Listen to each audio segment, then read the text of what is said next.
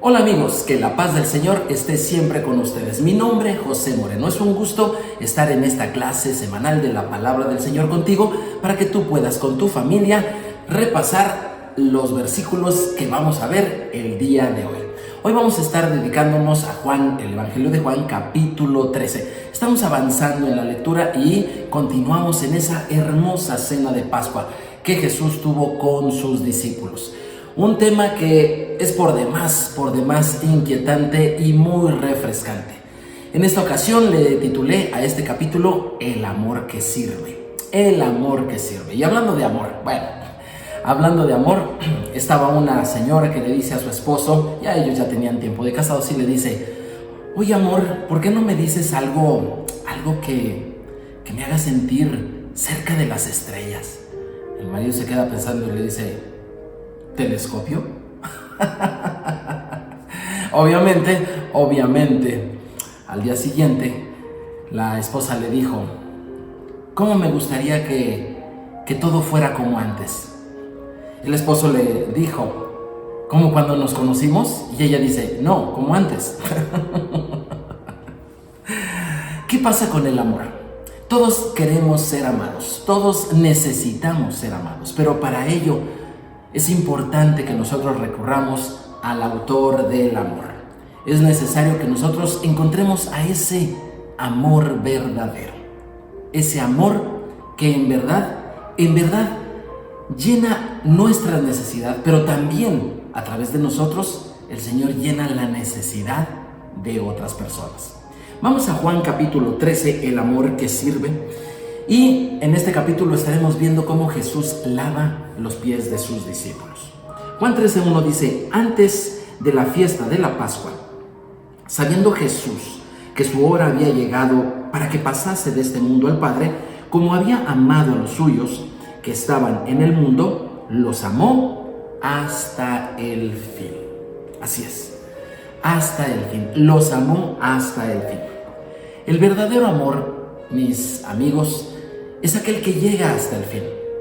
No es un amor que se acaba o que se agota o que se da por vencido. El amor verdadero, ese amor verdadero que todos necesitamos, es un amor que sí llega hasta el final. Hablando de cosas verdaderas, llamó mucho la atención en unas semanas anteriores a la grabación de esta clase. Circuló por muchas redes sociales un video sorprendente. Estaba el primer ministro de Israel siendo llevado por una especie de fábrica donde se encontraba una máquina bastante grande. Era una impresora de 3D, sí, tridimensional. ¿Qué imprimía? Bueno, lo que imprimía era filetes de salmón, entre otras cosas. El asunto es que al imprimir estos filetes de salmón, producidos no con tinta sino a partir de células madre, obviamente producía un salmón comestible. Al final del video le muestran al primer ministro uno de estos y él lo come y dice: delicioso, está muy sabroso. Es cierto, no deja de sorprendernos el alcance de la tecnología que ha llegado hasta nuestros días o que nos ha llevado hasta ahora. Sin embargo, ¿no te gustaría a ti mejor un auténtico filete de pescado o una auténtica, ¿por qué no?, una hamburguesa? ¿Algún alimento que sea en verdad lo que es? Bueno, pues así y mucho más, tú y yo necesitamos un amor verdadero. Y ese amor no se acaba. Dice 1 Corintios capítulo 13, versículo 8: el amor nunca deja de ser, pero las profecías se acabarán y cesarán las lenguas y la ciencia se acabará. Amigos, ese sentimiento que nosotros consideramos amor o que muchas veces pensamos que es amor, será puesto a prueba. Y si no llega hasta el final, es porque en realidad ese amor no lo era. El amor de nuestro Señor sí llega hasta el final. Es un amor, como Él lo describe, es un amor que no se acaba, que no se agota. Es un amor que es para siempre. Así que, derivado de esto, yo creo que es muy bueno que tú y yo le pidamos al Señor que nos enseñe a amar, que nos enseñe a amar. Porque obviamente en el dar estará el recibir.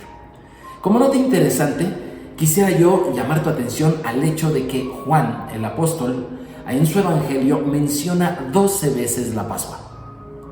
Esto nos hace ver la importancia que tienen las fiestas del Señor en la iglesia, la llamada la iglesia primitiva. ¿Eso ha cambiado el día de hoy? Si ha cambiado, ¿por qué será? Nos hemos apartado un poco de ese amor que no se acaba, de ese amor verdadero. Continuemos en el amor del Señor. Vamos a ver cómo Jesús les mostró este amor. Acompáñame, Juan capítulo 13, versículos 2 al 5. Y cuando cenaban, como el diablo ya había puesto en el corazón de Judas Iscariote, hijo de Simón, que le entregase, sabiendo Jesús que el Padre le había dado todas las cosas en las manos y que había salido de Dios y a Dios iba, se levantó de la cena y se quitó su manto y tomando una toalla se la ciñó. Luego puso agua en un lebrillo y comenzó a lavar los pies de los discípulos y enjugarlos con la toalla con que estaba ceñido. Así es, estaban cenando y entonces Jesús se quita, dice ahí, se quita su manto. Obviamente sabemos que se quita el manto de oración. ¿Tú has visto actualmente algún judío ortodoxo orar? Por ejemplo, ahí en el Muro de los Lamentos, ¿cómo ellos se ponen ese manto de oración? Bueno, así era Jesús. Se ponía su manto para orar. Y obviamente para tener ese ceder de Pesaj, es decir, ese programa, ese orden de la fiesta de la Pascua.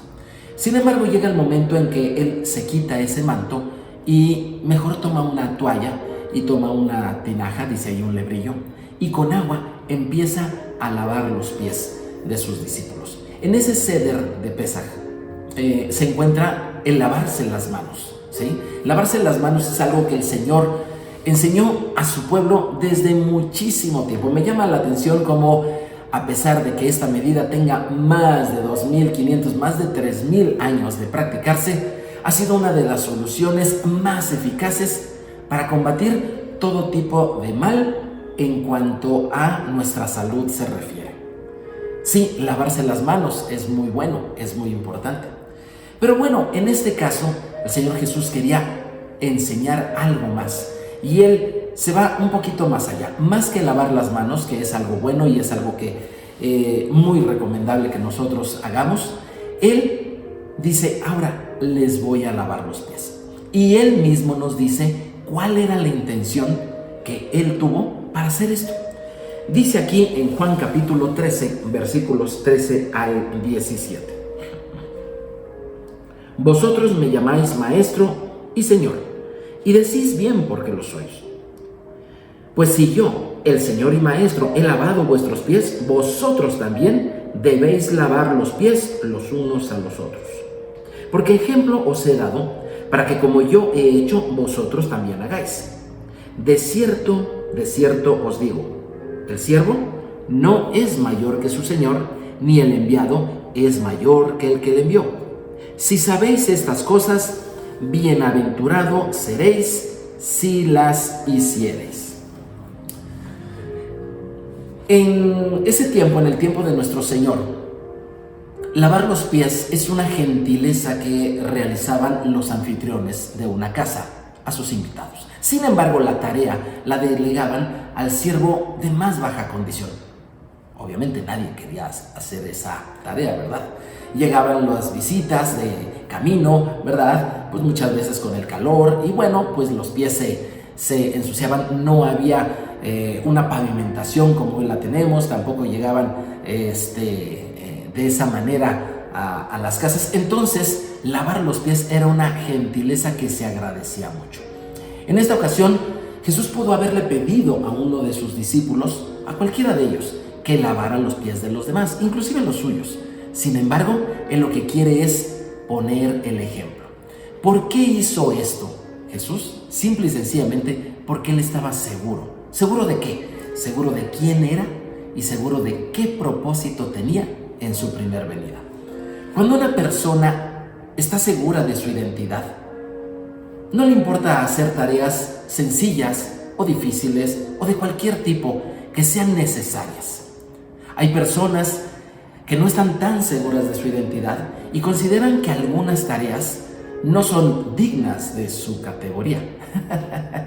Pero una persona tan segura como Jesús y como Él quiere que todos sus discípulos seamos, debemos de entender que las tareas de servir a los demás es algo que siempre nos va a dignificar. Y cualquier líder, por ejemplo, de familia, por ejemplo, un padre que sabe que sus hijos lo están viendo, que sabe que es un referente para ellos de todo lo que dice y todo lo que hace, ese papá va a querer encaminar a sus hijos hacia una vida correcta, hacia una vida buena, que sus hijos tengan una vida con la bendición del Señor. Si en verdad lo quiere hacer, Él tiene que enseñarles a amar y a servir a los demás. De esta manera logrará correctamente sus objetivos. Un modelo de autoridad, es decir, un modelo de autoridad correcto en base a la autoridad que Jesús ejerce sobre esta tierra, es aquel que considera más importante a los demás. Esto lo podemos ver en Filipenses 2, del 3 al 4, donde nos enseña que Jesús no estimó el ser igual a Dios como cosa que aferrarse, sino que tomando forma de siervo, entregó su vida por nosotros. Pero también una buena autoridad instituida por el Señor es aquella que prefiere servir antes que ser servido. Eso lo podemos encontrar en Lucas 22 al 27. Jesús nos dice: llevad mi yugo sobre vosotros y aprended de mí, que soy manso y humilde de corazón, y hallaréis descanso para vuestras almas. Cuando nosotros aprendemos a amar, cuando nosotros aprendemos a servir y cuando nosotros aprendemos a ser humildes, como es nuestro maestro Yeshua, los beneficios son enormes. Uno de ellos muy grande y que se necesita hoy más que nunca en esta sociedad tan agitada es que nuestra alma descansa. Encuentras la paz, encuentras la tranquilidad. Dice: descansará tu alma. Que no sea tu enojo lo que esté continuamente agitando tu vida. Que no sean las decepciones que te causan las experiencias malas en la vida lo que esté entristeciendo tu vida. Que no sea ninguna de estas cosas, sino que tú encuentres verdaderamente en las enseñanzas de Jesús esa humildad que requerimos para poder tener una vida en paz, una vida en descanso. Que no te ofendan tan fácilmente los agravios que puedas llegar a sufrir de los demás, sino que vivas en completa paz. Pero hay algo interesante que dice aquí. Dice: si saben ustedes esto, bienaventurados serán si lo hacen. Aquí hay algo muy interesante. No basta el saber, o dicho en otras palabras, de otra manera, lo que sabemos nos debe de llevar a la acción. Sí, lo que tú y yo sabemos de la palabra del Señor, lo que tú y yo conocemos de Dios, nos debe de llevar a accionar, a hacer las cosas. ¿Por qué? Porque es en el hacer, no tanto en el saber, es en el hacer que recibimos la bendición. Lo que practicamos de la palabra del Señor es en verdad lo que nos bendice. El amor que sirve es un amor en acción. Por cierto, te pregunto, ¿has hecho algo por amor en tu familia? ¿Has hecho algo en servicio a los demás? ¿Te notan a ti como una persona cada vez más servicial, es decir, cada vez más amorosa? Acuérdate que en el dar estará el recibir. Sin embargo, y a pesar de que todos necesitamos igualmente el amor, resulta que entre los discípulos del Señor no todos estaban limpios. Fíjate lo que dice en Juan capítulo 13, versículos 18 al 21. No hablo de todos vosotros, yo sé a quienes he elegido. Mas para que se cumpla la escritura, el que come pan conmigo levantó contra mí su calcañar. Desde ahora os lo digo antes que suceda, para que cuando suceda creáis que yo soy. De cierto os digo, el que recibe al que yo enviare, me recibe a mí, y el que me recibe a mí, recibe al que me envió. Habiendo dicho Jesús esto, se conmovió en su espíritu y declaró y dijo: de cierto os digo, que uno de vosotros me va a entregar. El amor que sirve. Pero todos quisiéramos ser correspondidos. Cuando tú haces algo por tu familia, cuando tú haces algo por tu cónyuge si eres casado, cuando tú haces algo por un amigo, ¿te gustaría ser correspondido, sí o no? Muchas veces lo esperamos, aunque al principio no lo pensemos. Pero ¿qué pasa cuando no eres, como te digo, correspondido? Jesús escogió a sus 12 y él sabía perfectamente cómo eran, inclusive Judas. De hecho, Judas toma un papel muy importante en estos capítulos 11, 12, 13 y hasta el 14, en los cuales se nos habla de la adoración al Señor, pero también se nos habla del amor. Sí, en estos capítulos Judas estuvo muy presente. ¿Por qué? Porque era una persona que no amaba, era una persona a quien Jesús amaba. Sí, Jesús amó a todos sus discípulos, inclusive a Judas. Lo conocía, sabía quién era, sabía que lo entregaría, sabía de sus decisiones malas, sabía que él no compaginaba con este reino que Jesús estaba predicando, sabía de su reticencia a las enseñanzas de Jesús, a pesar de que les había visto durante 3 años y medio y a pesar de que había visto una solidez y una congruencia total en este joven maestro de Israel. Aún así, este hombre fue renuente a su enseñanza, pero Jesús les siguió amando y, como dice la Escritura, les amó hasta el fin. Una de las tristezas más grandes que existen es cuando no somos correspondidos e inclusive somos traicionados. ¿Te han traicionado alguna vez? Si te han traicionado, creo que ya sabes al menos un poco a lo que sabe esa tristeza de la cual te hablo. Si no te ha sucedido y eres discípulo del Señor, quiero decirte que estés listo, que estés preparado, porque es indispensable que estas cosas ocurran, dijo el Señor. Este tipo de tristeza es parecida a aquella a la que sufre un papá o una mamá con un hijo que ha decidido no seguir los pasos del Señor. Tristezas muy profundas, como por ejemplo cuando la que experimenta una mujer que ha servido a su marido y le ha amado y le ha servido por años y finalmente el marido le abandona. Estas tristezas ocurren. Pero Jesús, ¿qué hizo? Aún con todo y eso, Jesús le amó. Primera de Corintios 13:7, hablando del amor, dice: el amor todo lo sufre, todo lo cree, todo lo espera, todo lo soporta. Sí, a veces pareciera que por entregarnos nos fuéramos desgastando, fuéramos perdiendo ese brillo, esa calidez, pero sobre todo esa fe en el amor. Te quiero recordar que la palabra clave en el Evangelio de Juan es creer. Creer. Y en este capítulo 13 y sobre todo el capítulo 14, que nos hablan de ese amor en el cual debemos de vivir, te quiero decir, nunca dejes de creer. Pero ¿cómo vas a poder creer si tal vez has sido traicionado, si tal vez has sido abandonado, si tal vez uno de tus hijos no quiere saber más del Señor, o tal vez sea tu padre el que se ha alejado?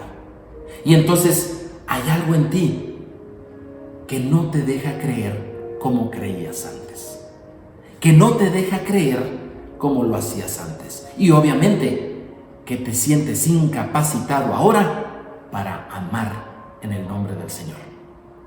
Pues bien, el Señor dice esto en Juan 13:34. Juan 13:34. Un mandamiento nuevo os doy, que os améis unos a otros como yo os he amado, que también os améis unos a otros. El amor nuevo, o mejor dicho, el amor renovado. Un mandamiento nuevo les doy, y se trata de que se amen. Sin embargo, este mandamiento no estaba ya en la Escritura. Si estaba ya en la Escritura, ¿por qué dice Jesús que es un mandamiento nuevo? Y si es nuevo, ¿qué pasa con el otro mandamiento? Por cierto, ¿dónde está ese mandamiento? En Levítico. Acompáñame allí, en Levítico capítulo 19, versículo 18. Dice así: no te vengarás. Así empieza el mandamiento. No te vengarás, ni guardarás rencor a los hijos de tu pueblo, sino que amarás a tu prójimo como a ti mismo. Yo, el Señor. Ahí está. El mandamiento de amar al prójimo como a uno mismo ha estado desde hace muchísimo tiempo. Desde tiempos de Moisés era conocido y fue escrito en la Torá. Obviamente, por ser la Torá, era conocidísima esta escritura de Jesús y también de sus discípulos. Entonces, ¿qué pasa cuando les dice un mandamiento nuevo les doy? ¿Qué pasa con esto? Bueno, recordemos que Jesús no vino a abrogar la Torá, sino al contrario, Él vino a cumplirla. Y además de cumplirla, vino a explicarla, vino a decirnos a qué se refiere cada una de las palabras de la Torá. Cuando Él nos está diciendo un mandamiento nuevo, no quiere decir que sea otro, que sea distinto, que sea diferente o que no existía. Por cierto, cuando tú vas allí a tu Biblia, al menos en el griego, en los textos más originales con los que contamos hasta el momento, tú vas a encontrar que la palabra nuevo allí es una palabra muy interesante. Si Jesús hubiera dicho que era un mandamiento nuevo que no existía antes, o que estaba dando por terminado el anterior y que a partir de ahora este sería el nuevo mandamiento, la palabra en griego hubiera sido neos. Sin embargo, esa palabra no está en el texto bíblico, sino la palabra griega que está es la palabra kainos. Y kainos significa, obviamente, significa nuevo.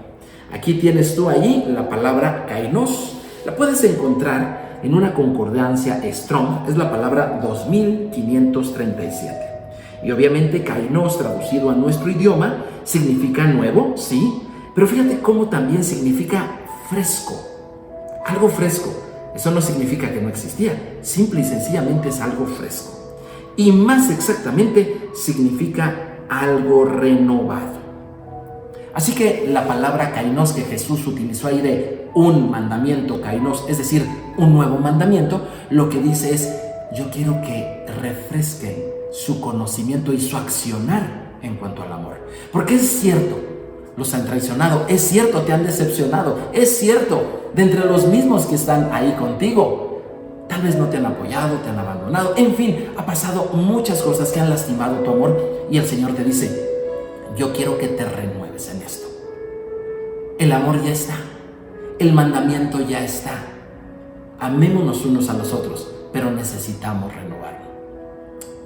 Kainos nos enseña, esta palabra nos enseña que nosotros debemos de estar renovando continuamente ese amor.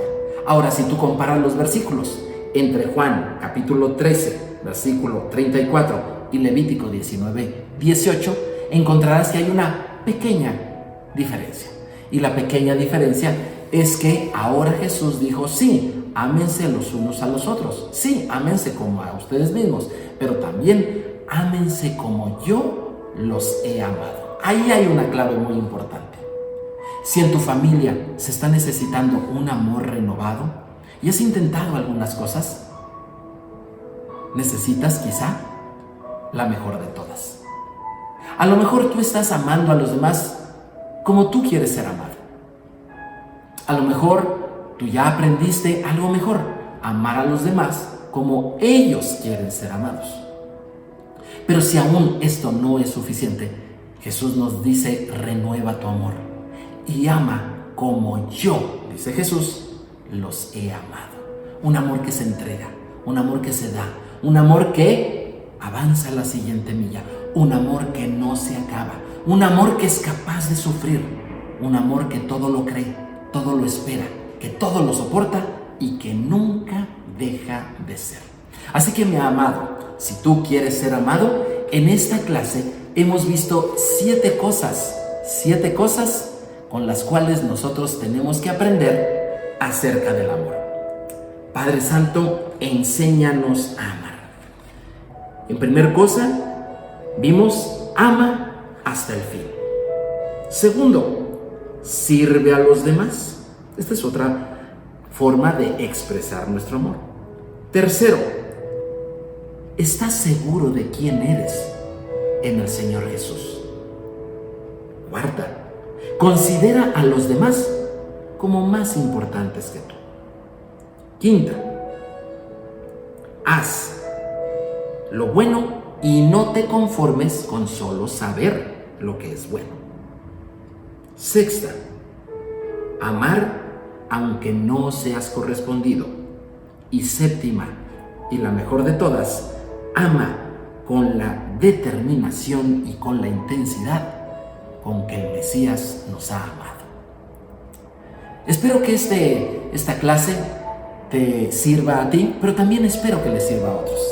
Por ello te invito a que la compartas, que le des clic y te suscribas para poder seguir en esta clase semanal de la palabra del Señor. Mi nombre, José Moreno, servidor del Señor y también de tu familia. Que el Señor te bendiga. Nos vemos en la siguiente. Shalom, shalom.